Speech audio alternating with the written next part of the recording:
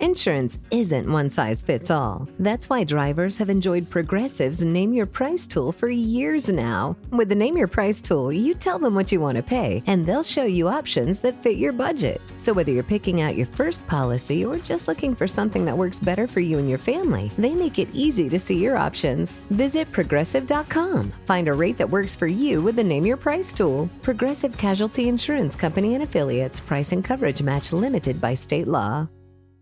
You're listening to this podcast, so I know you've got a curious mind. Here's a helpful fact you might not know yet. Drivers who switch and save with Progressive save over $900 on average. Pop over to Progressive.com, answer some questions, and you'll get a quick quote with discounts that are easy to come by. In fact, 99% of their auto customers earn at least one discount. Visit Progressive.com and see if you can enjoy a little cash back. Progressive Casualty Insurance Company and Affiliates. National average 12-month savings of $946 by new customers surveyed who saved with Progressive between June 2024 and May 2025. Potential savings will vary.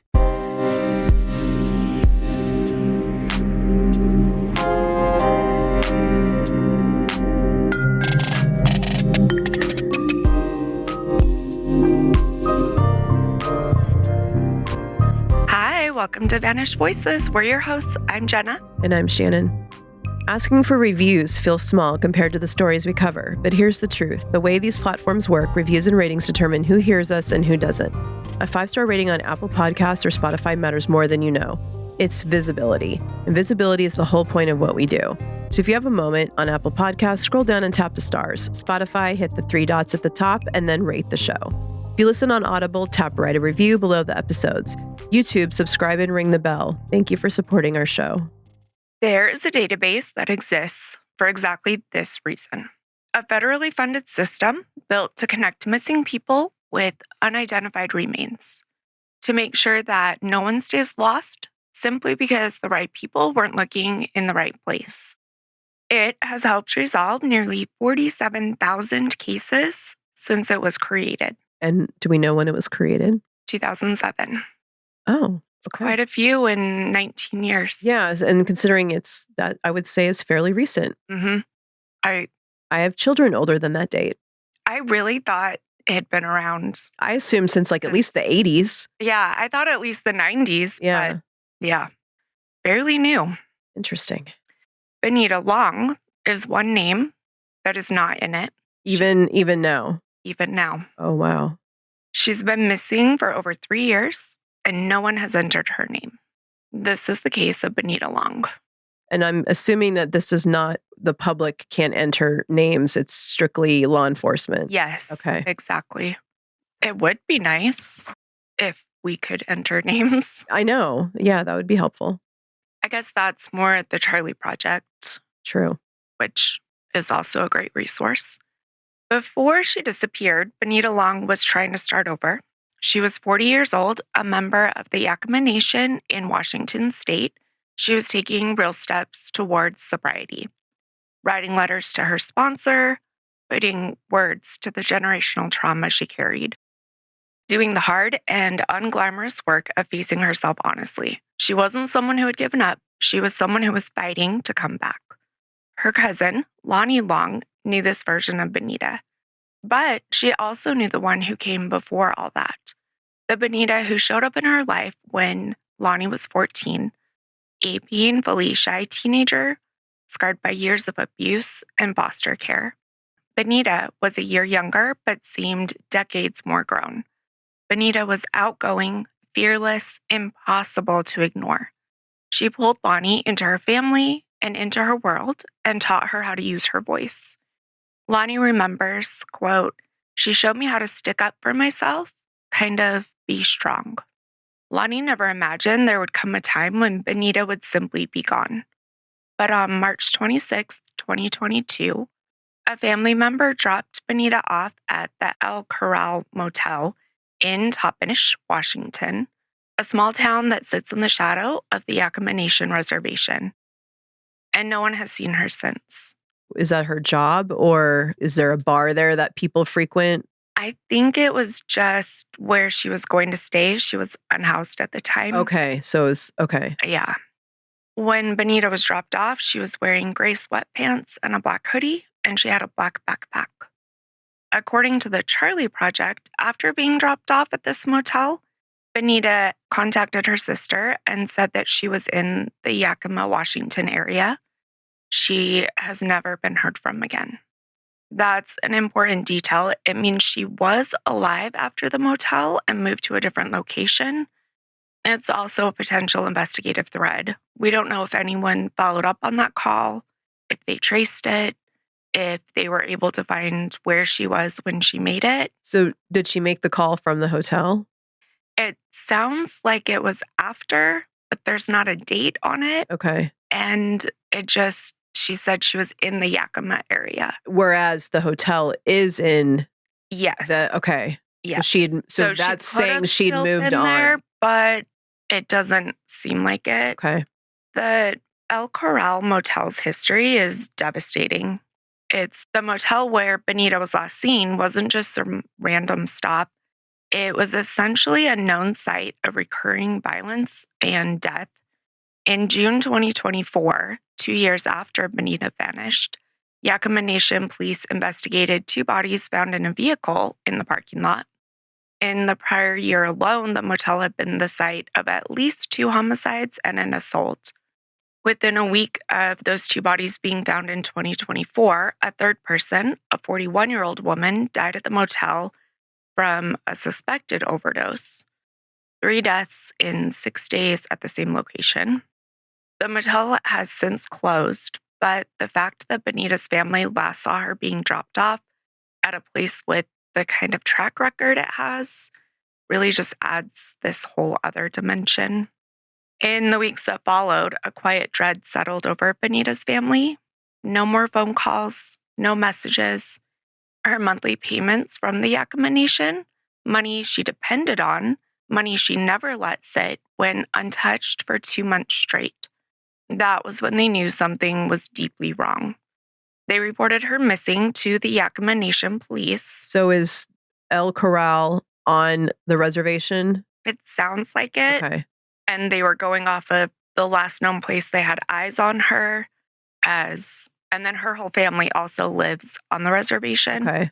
So I think it was like their police. If that makes sense, right? Yeah. Now, what came next after she was reported missing, or rather what didn't, would reveal just how completely the systems meant to protect people like Benita have failed. Not just the officers who shrugged off her disappearance, not just the investigators who let the case go cold, but the very infrastructure of missing persons tracking in the United States. This patchwork of disconnected databases, underfunded agencies, and legal loopholes that, in Benita's case, meant her name never reached the one tool designed to bring people home. And this is not just a story about a woman who vanished. It's a story about what happens when no one writes your name down. When Benita's family walked into the Yakama Nation Police Department to report her missing, they were looking for urgency, and what they got was indifference. Her aunt, Georgette Long Abrahamson, said the officers didn't treat the report like a crisis. They didn't mobilize a search. They didn't issue alerts. They assumed and basically said as much that Benita was probably somewhere sleeping it off. So she was known to them. I don't know if they said that she had struggled with addiction and homelessness in her past, and so they made that assumption, or if she did have some kind of history with them. And maybe it is a small enough community that someone that was working did know who she was. Yeah. It's possible. They told her family that she probably wasn't really missing, just, quote, temporarily out of sight. Georgette told reporters they just figured she was, I don't know, passed out somewhere, but they didn't really take it serious. And that response is one that families of missing Indigenous women know by heart. That quiet dismissal dressed up as professional judgment. The unspoken arithmetic that decides who merits a search and who doesn't. An equation where addiction, poverty, and proximity to a reservation push you to the wrong side of the ledger every time. Benita had struggled, that was never a secret, but she was also a woman with people who loved her and counted on her presence, a woman who was actively working to get clean, a woman whose silence was deafening to everyone who knew her. And none of that seemed to register as relevant. The case number was filed 22-004079. And then, for all practical purposes, it stopped moving. There were no press conferences, no public appeals, no coordinated search effort between tribal, local, maybe federal law enforcement. The Yakama Nation police have not responded to multiple media inquiries about the investigation.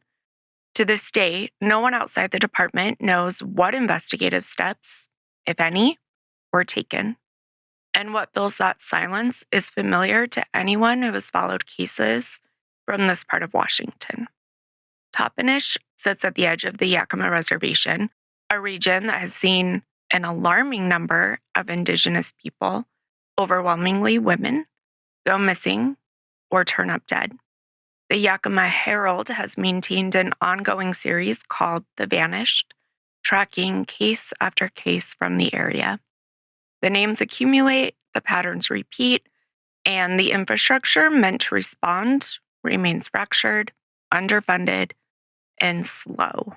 The Vanished, how many people are on their list from that area, But very odd that they're not responding to even any media inquiries.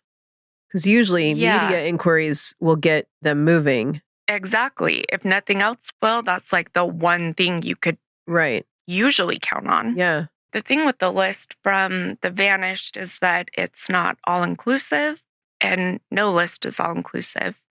I don't have their number in here, but I will look that up. That's a great question. Benita's family was left in the same position so many families before them have occupied, holding a case number that leads nowhere, calling a department that doesn't call back, and doing what they can on their own. Lonnie, who had moved off the reservation and started a family, began advocating publicly, organizing and attending vigils, carrying signs, saying Benita's name into any microphone that would pick it up. How old is Benita? Benita was 40 when she went missing 4 years ago. Okay. So how old is Lonnie?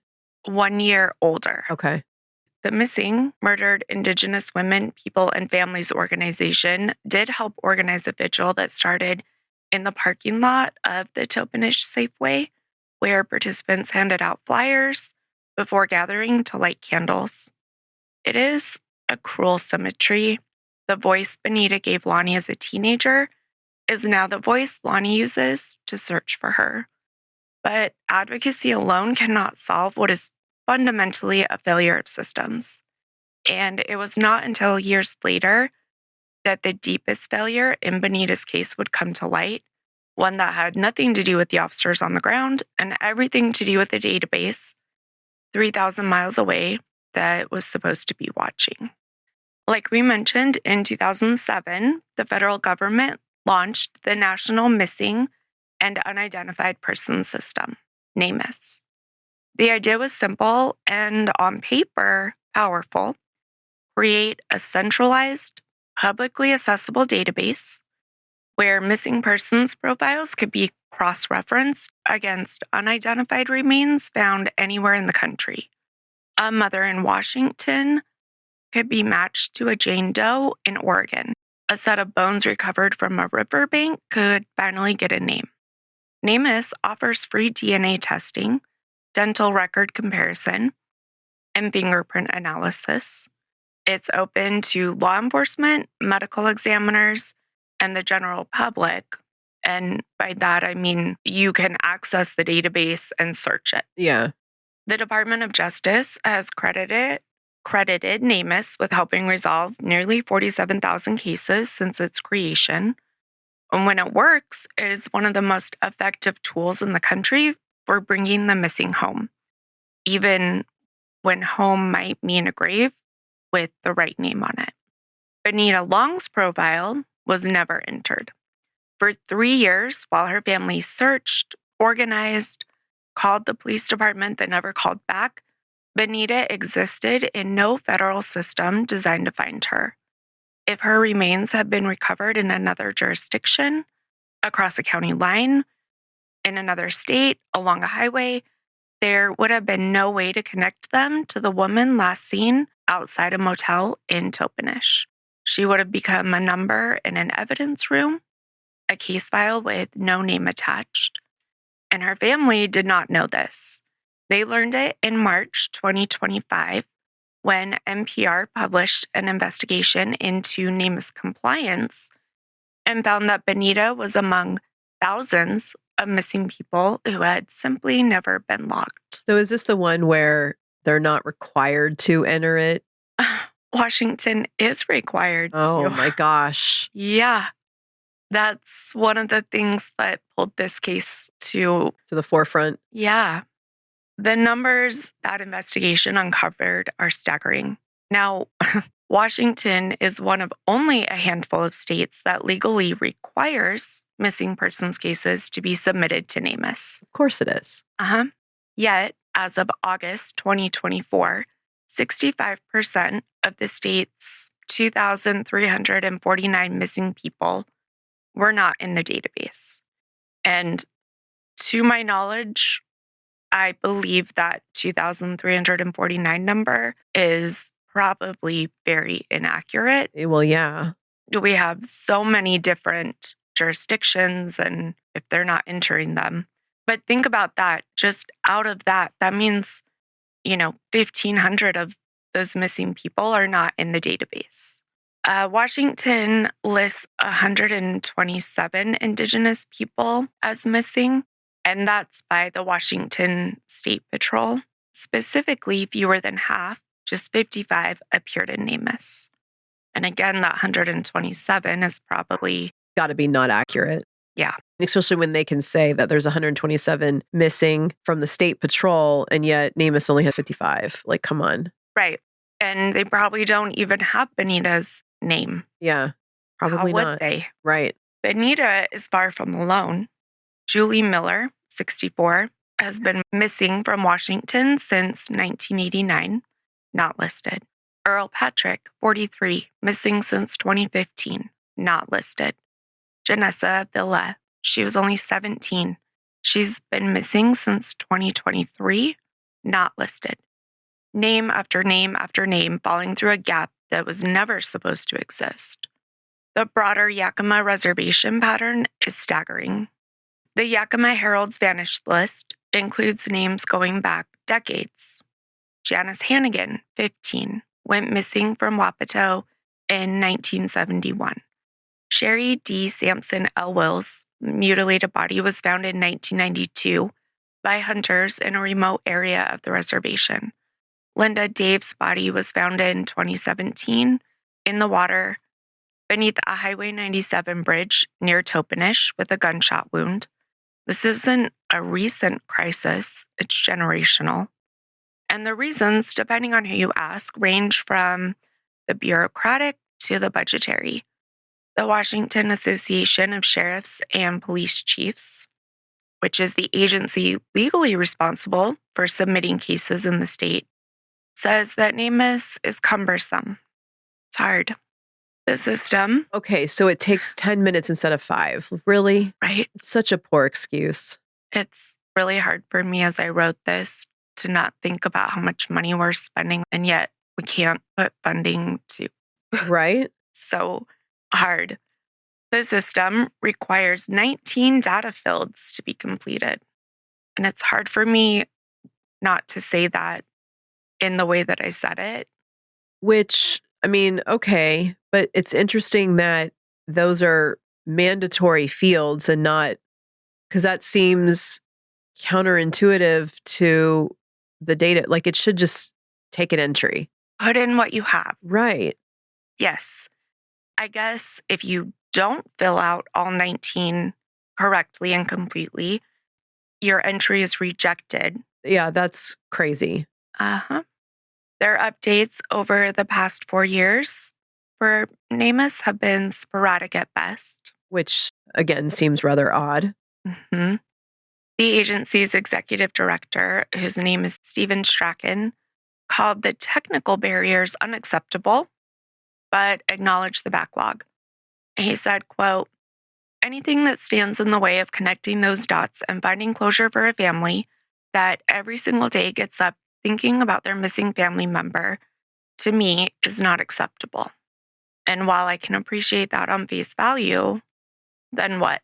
What do we do next? Yeah. The NamUs program manager pointed... I mean, I would think that'd be a quick coding fix. I mean, you could probably...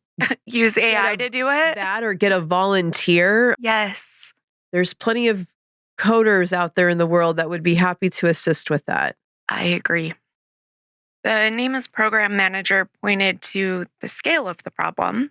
He says that there are more than 18,000 law enforcement agencies in the United States, which is staggering. 18,000 different agencies.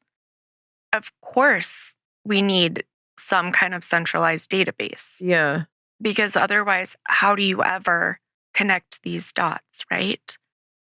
80% of those law enforcement agencies employ fewer than 20 people. About half are not even registered in the NamUs system.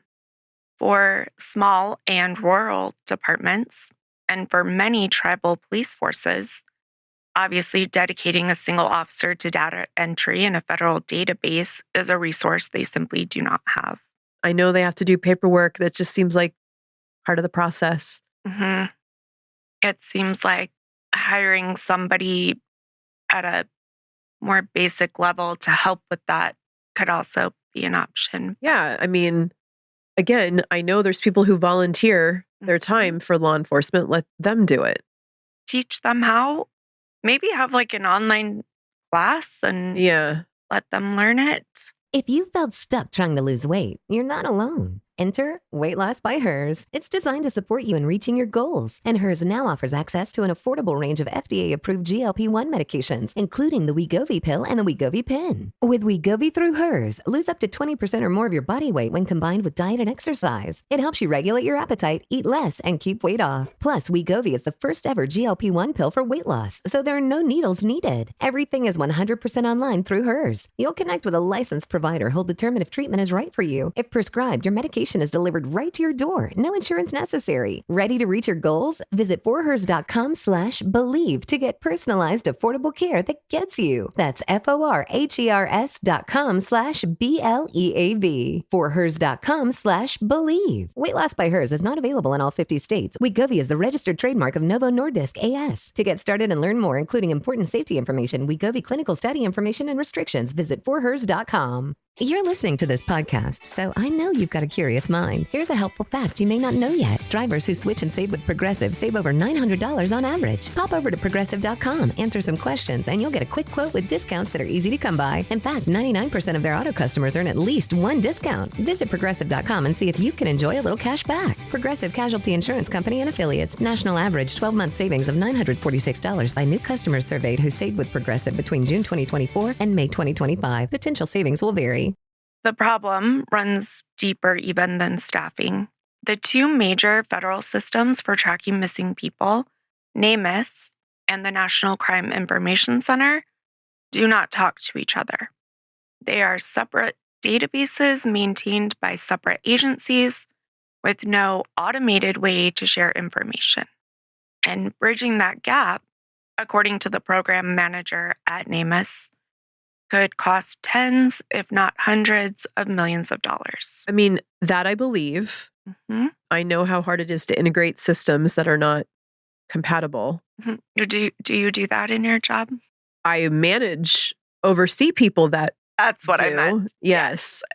And I meant you have a very real grasp on how hard that is. Yeah. Oh, no. There's plenty of times where we're like, that's not going to work because the systems are not the same. And it would take millions to upgrade X system to do what Y system already does. And yet we're pushing the X system, even though the functionality is already in the Y. It's lovely. So that I do believe. It's unfortunate. But again, that's where I don't know how, like it's saying that they're not even signed up for it. Well, how do you get them signed up? I'm sure they've heard of it. They're law enforcement. Give them access. Exactly. And I'm sure that even a rural police department is going to have the internet. And I'm sure that's Yes. where they're accessing it at. Right. So the fact that more than half of those 18,000 aren't even registered Yeah, with that's weird. is mind-blowing.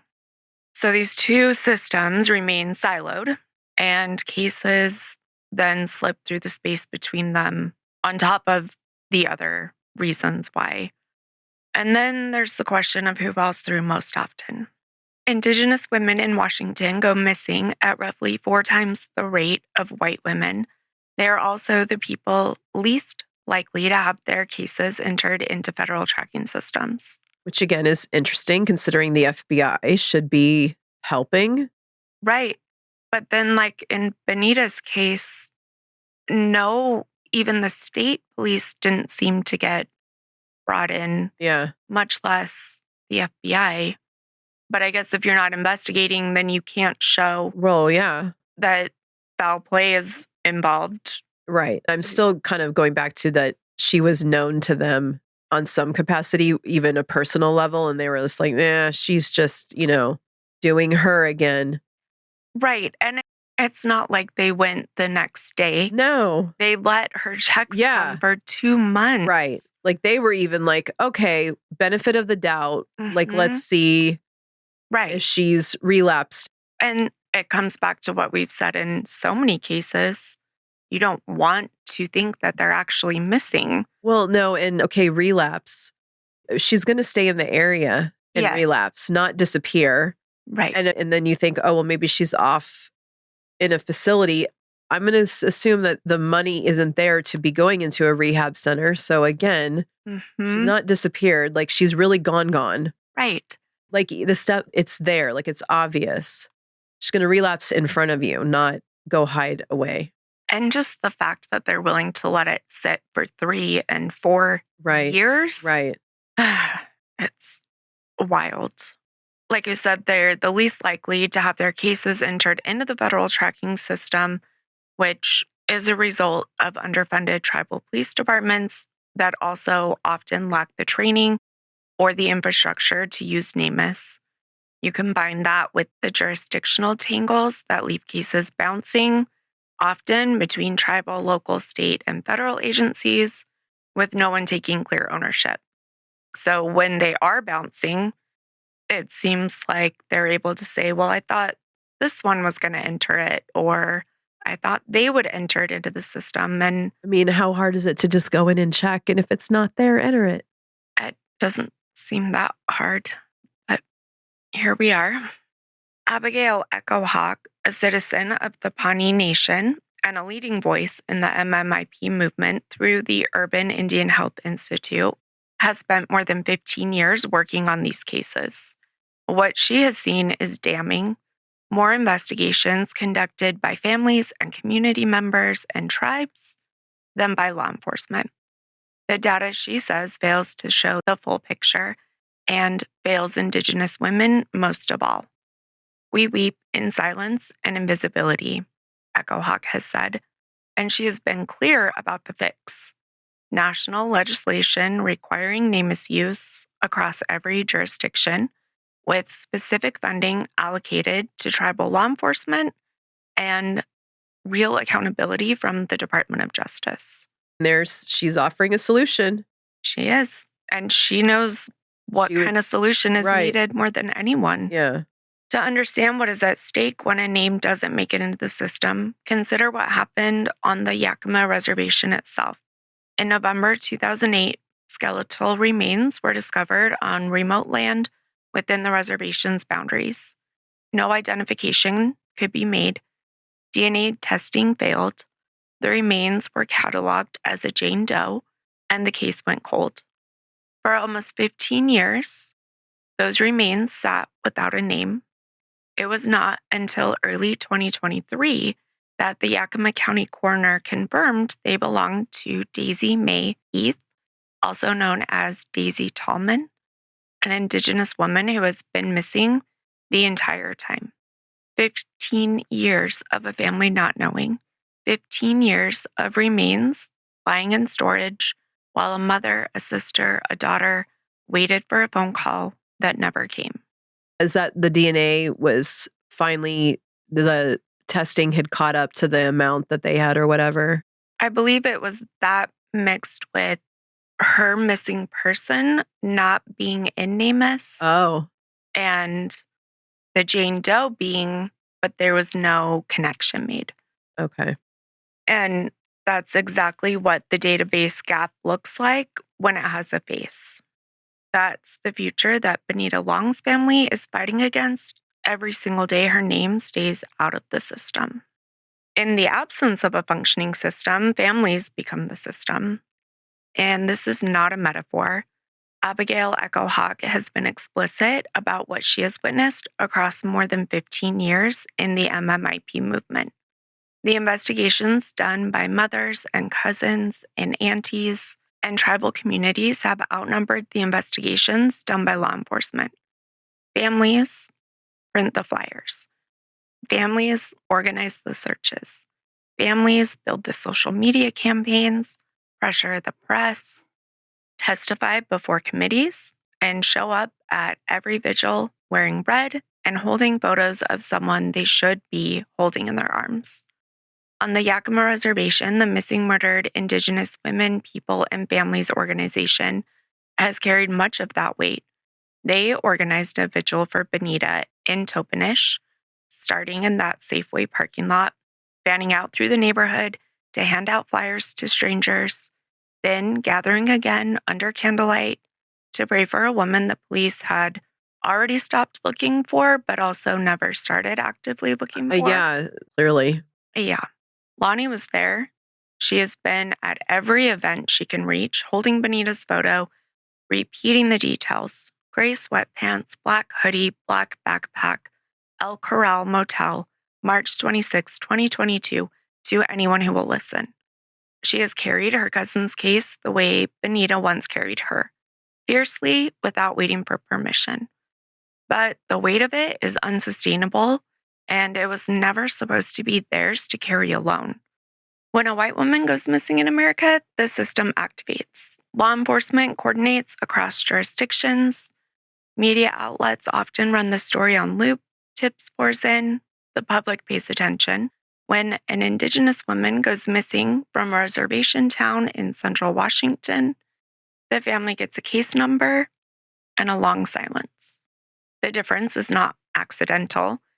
It is architectural, built into the jurisdictional fractures, the underfunded agencies, the databases that don't communicate, and the cultural assumptions about whose disappearance constitutes an emergency. This can change, not easily, not quickly, but the levers exist and they are specific enough to name. The first lever is federal NamUs legislation. Okay, ready? Currently, only 16 states have laws related to NamUs usage. That seems When we rather found out disappointing. that Arizona wasn't, I was thinking it was one of a few that didn't have the laws, but we're in the majority. Yeah, and considering Arizona is a very highly trafficked area, we're on the border.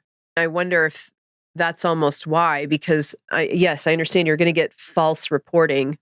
It's better Seems than like nothing. right, like it seems, and so you'd probably have somebody putting them in, taking them out, putting them in, taking them out. But like, still, I would rather over record information than not do it at all. I agree. And if there was a way to make it easier, then requiring 19 fields that are mandatory, again, like unlock the fields, unlock the cells and let you enter any, what information you have. Right. Because I do recognize that oftentimes you may not have all the information, but the fact that that prevents you from being put in there at all. Right. Okay. So you only have 12 markers. That's better than nothing. Right. And we have 12 markers in there and you're in there as opposed to not being in there at all. And even in the states that have laws related to NamUs usage, Compliance is inconsistent. I mean, like we just said, Washington is one that has legislation mandating that they enter their missing people, and they don't even have 65% entered. So yeah, what's the penalty? If there's legislation that they enter it within a certain defined time frame and then they don't, okay, what happened? What's their recourse? What's the punishment? There's not one. Yeah, it just seems, again, I don't understand why 10 minutes to enter some information in. Mm-hmm. You could take your lunch at your desk and do it, like, and eat, like, I don't know. Like a grown-up, like we all do. Yeah, I mean, if we had some kind of national legislation mandating that all law enforcement agencies, tribal, local, state, and federal, submit missing persons cases to NamUs within a defined time frame, that would close the most dangerous gap in the system. EchoHawk and the Urban Indian Health Institute have been advocating for exactly this, but it needs support. Another lever is interoperability between NamUs and the NCIC. These are the two largest federal databases for tracking missing people, and like we mentioned, they can't share information with each other. This is a solvable engineering problem that has been allowed to persist for nearly 2 decades. Congress can appropriate the funding. The Department of Justice can be held accountable for building the bridge. Another lever is dedicated funding for tribal law enforcement.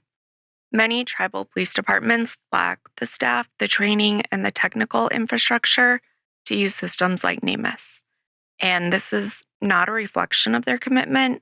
It's a reflection of chronic federal underfunding. I'm going to, again, go out on a limb and say it's probably like an access database because of the year it was created. Mm-hmm. And I'm like, is that literally where some of the places don't even have the Microsoft Office product that includes access to that? That's, again, crazy. So yes, give them some funding. Yes. And that's something that helps nationwide. Right.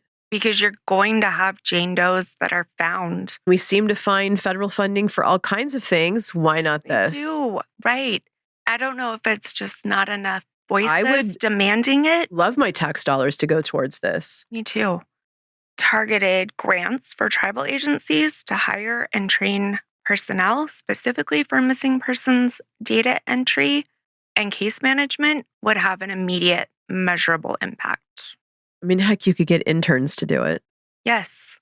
And there's probably so many that would be thrilled to help and build this up. Another lever is what we were talking about a minute ago, accountability for existing mandates. So like we said, Washington State already requires NamUs submission, and it's not happening. When a legal mandate is ignored, and the result is that 65% of documented missing people, because again, I still don't believe that number is all-inclusive. Of course not. All of those that are not entered are invisible to the federal system. Someone must be held accountable. Community members can contact their state representatives and demand oversight hearings, compliance timelines, and consequences for agencies that fail to meet them. And I do feel like in this one, that's where some kind of federal mandate or federal compliance would be helpful instead of each one of the 18,000 picking their own rules and consequences. None of those things that we've talked about are abstract policy wishes. They are the concrete mechanisms that would have put Benita Long's name into the one system designed to bring her home. And every day they remain unfixed is a day another family joins the search alone. There's a moment in Lonnie Long's story that sits apart from the databases and the jurisdictions and the policy failures. It does not belong to the system at all. It belongs to her. In the Yakama tradition, there's a ceremony for when someone dies, a way of ensuring the spirit finds its way to family on the other side, so it is not left wandering in this world. After 6 months with no answers, no leads, and no body, Lonnie found herself caught between two unbearable possibilities. Either Benita might still be alive somewhere beyond reach, or she might be gone, her spirit unmoored, with no one to guide her home. Lonnie turned to her husband, whose name is Israel, and he is a sun dancer. The sun dance is a sacred ceremony practiced by some Indigenous communities, a space of deep prayer and spiritual connection. Lonnie asked him to bring Benita's name into that space, to call out to Benita's mother, who had already passed, and ask her to find her daughter wherever she was and take her home. Lonnie said, "So I asked him if he would bring her name out and bring her mom and ask them to come here and find Benita wherever she's at to take her home so that she's not left here." Then she paused and said, "That's the last thing that I could do to love her in this world." And it should not have to be the last thing. There should have been an investigation that matched the urgency of a family's grief. There should have been a database entry that kept Benita's name circulating through every morgue and every crime lab in the country. There should have been a system that treated her disappearance as what it was, an emergency. Instead, there was a cousin, a prayer, and a ceremony asking the spirit world to do what the justice system would not. Benita Long is still missing. She has short brown hair, brown eyes, and a scar on her chin. She's 5 foot 3 inches. She has NLP tattooed on her forearm, born in all caps across the knuckles of one hand, and SINR across the knuckles of her other hand. She has a large burn scar on her leg. Her full name is Benita Desiree Long. She was last seen on March 26, 2022 at the Corral Motel in Toppenish, Washington. If you have any information, contact the Yakama Nation Police Department at 509-865-2933 and reference case number 22-004079. Say Benita's name, write it down, and make sure the system knows she exists. That's it for today's episode of Vanished Voices. Thank you for listening and helping us shine a light on stories that deserve to be heard. To dive deeper into the sources and research we use, visit our blog via the website at vanishedvoicespodcast.com. Let's stay connected. Find us on Instagram, TikTok, and YouTube at Vanished Voices Pod. If you found this episode meaningful, please consider leaving a review or sharing it with a friend. Your support helps keep these stories in the public eye and honors those who can no longer speak for themselves. And as always, refuse to let these voices vanish. Thanks. Bye. Thanks. Bye.